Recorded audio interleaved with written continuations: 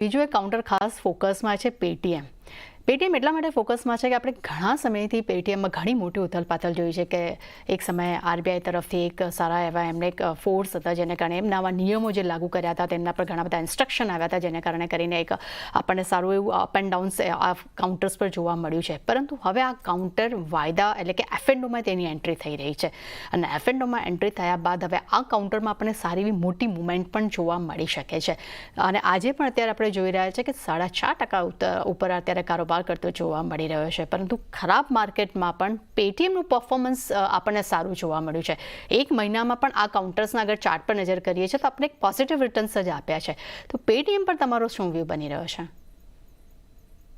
Definitely પેટીએમમાં આપણે જોઈએ તો ઓવરઓલ આપણે મે મહિનાથી એક બોટમ ફોર્મ કર્યું હતું, ત્યારબાદ કન્ટિન્યુઅસલી એક આઉટ પરફોર્મન્સ જોયું છે. શોર્ટ ટર્મમાં જોઈએ તો higher tops higher bottoms, long term એક અપટ્રેન્ડ જોવા મળી રહ્યો હતો અને કન્ટિન્યુઅસલી આપણે જોઈએ તો એક સ્મોલ બ્રેકઆઉટ ઇન્ટરવલ્સ પર જોવા મળ્યા હતા અને સ્ટોક અપસાઇડ મોમેન્ટમ કરી રહ્યો છે.